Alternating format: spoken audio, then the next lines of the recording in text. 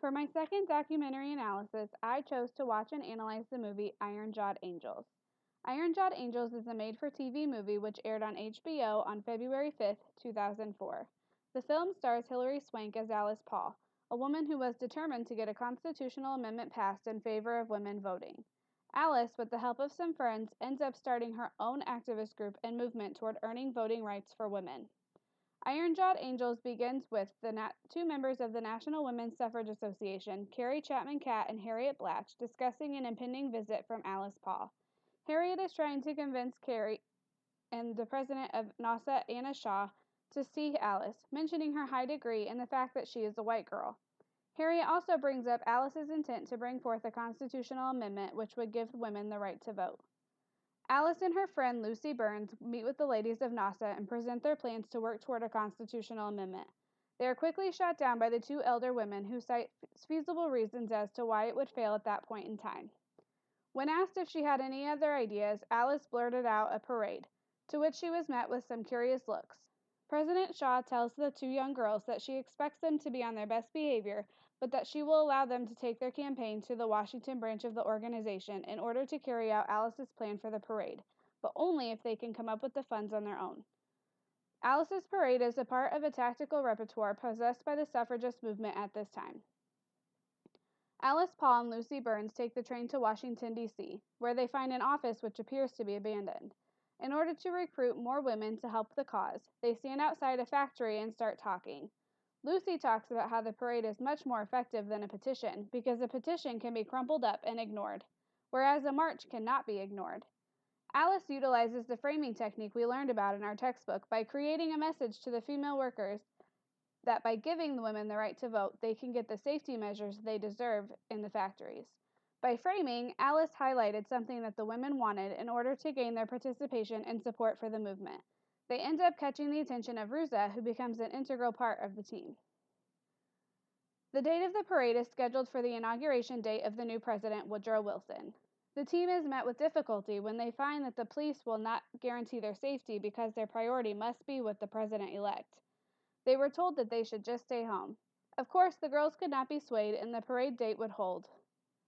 The team went to a dinner scouring for donations where Alice met the woman who would become the face of the movement, Inez Milholland. Lucy meets up with Emily Layton, wife of Senator Layton, who opposes women voting. She soon becomes involved in the cause. The date of the march arrives. There are bands, floats, and all of the bells and ribbons of any other parade. The women are dressed to call attention, some in caps and gowns representing educated women, and some in military-type uniforms. Some were carrying signs, others were just walking with pride. It was a peaceful protest at first. Soon men from the crowd watching the parade began catcalling and making unwelcome remarks, and the crowd turns from a conventional crowd to an expressive one. They start yelling at the women and telling them they should go home to their mothers. They begin throwing things such as empty liquor bottles at the activists. Police watch, but do nothing. Soon the crowd begins barging into the parade route, taking the signs from the women and breaking them. Others were pushing and shoving the women who were walking, forcing them off route. The crowd is now an acting crowd, walking a thin line toward a protest riot. At this point, police turn their backs, mount their horses, and ride away from the chaos. At Alice's request and insistence, NASA was able to get a meeting with President Wilson after the madness of the march and the negligence of the police was reported in newspapers. They implore President Wilson to support the suffrage cause in his address to Congress. He responds by stating that his main concerns would be those promises he made during his campaign for president, and that everything else would have to wait. NASA has a meeting with Alice regarding the funds raised by her chapter of the organization. They suspend the congressional committee and launch an investigation into the expenses of the group. At this point, Lucy brings up the idea of running their own activist group for the constitutional amendment. Initially, Alice opposes the idea, citing the fact that women fighting women was futile. However, she soon comes around and the National Women's Party is formed. The National Women's Party and NASA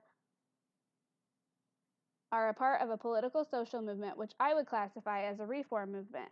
The NWP and NASA each seek to change the fact that women cannot vote in 41 of the 50 states in the U.S. by lobbying for a constitutional amendment which would give women in all 50 states the right to vote. The creation of the NWP represents stage one of the life cycle of social movements, emergence. The girls split up and go to different cities in order to bring awareness and recruit members for the newly minted NWP, as well as to encourage women voters in the West to vote against the Democrats. This is step 2 in the social movement life cycle, coalescence.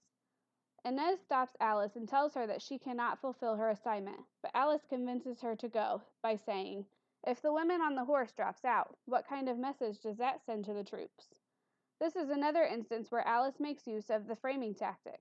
She tells Inez what she needs to hear, that she is too important to the group to drop out, in order to keep her there. Inez makes her trip to California and beyond. One day, she makes her speech, but collapses on stage. Inez, the face of the NWP, does not survive. A memorial is held for Inez. Feeling guilty, Alice returns home and plans to give up the fight for women's right to vote. Lucy comes to her childhood home and gets her to talk about Inez and her guilt. She convinces Alice, by coin toss, to not give up and get back on the campaign trail. The women of the NWP set up camp outside the White House. They hold up signs and wait. This is another form of peaceful protest from their tactical repertoire, picketing. They promise to wait by the gate all day, every day, until the amendment passes. This demonstration draws attention from news sources. Shortly after this happens, it is announced that the U.S. is going into war. This leads the NWP to reconsider their post outside the gate, wondering if picketing a wartime president is treason. It is decided that they would remain at the gate, but only those who do not have children would be allowed to do so. They allow the women of the group to decide whether they will continue to picket or not. The picketers are arrested for obstruction of traffic. They are convicted and either fined $10 per person or required to spend 60 days in jail. Alice Paul herself, as well as others from the NWP, go back out on the picket line while the others are in jail. They too are arrested and put in prison. While at the dinner table one day, they spontaneously begin singing "Will the Circle Be Unbroken," a song used as protest in their imprisonment. They are immediately silenced. In Chapter 15 of our textbook, there is a list of common protest songs. "Will the Circle Be Unbroken" is not on that list, but it certainly sends a clear protesting message. As a result of their silencing, they decide that actions speak louder than words. They begin a hunger strike. Once the guards figure out what is going on, they are force-fed a liquid diet through tubes, leading to nosebleeds and profuse vomiting. One female guard in the prison gives Alice, who winds up in solitary confinement, a piece of paper and a pencil. She uses this to write of her experience in the jail and in solitary. The prison guard then takes it and gives it to the other members of the NWP who are incarcerated. It ends up in the hands of Emily Layton, the senator's wife, when her name is called. The senator has come to visit his wife. At the end of the visit, Emily breaks away from the guard to give her husband a kiss, against the rules, and pass off the scrap of paper from Alice. Senator Layton reads the note and passes on the information to all major newspapers. This prompts the president to allow for the release of Alice, Emily, Lucy, and all the suffragists who had been arrested. The president addresses Congress, speaking on the behalf of the suffragists.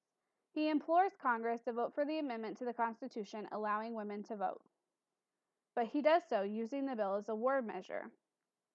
The final vote comes in, and the majority wins by one vote to pass the 19th Amendment to the Constitution of the United States, which grants the women the right to vote. The passing of the 19th Amendment saw the end of this particular social movement as the goal was achieved. This represents stage 4 of the life cycle, decline. This social movement seemed to skip step 3, institutionalization, due to the fact that the leaders of the group were in place at the time of the group's creation, since they had been part of a different activist group initially. Alice Paul, who was a key player in this history-making movement, continued to fight for women's rights until the day she died, in 1977. Today, women play an important role in politics, both as politicians and as voters, and we have Alice Paul to thank for that right.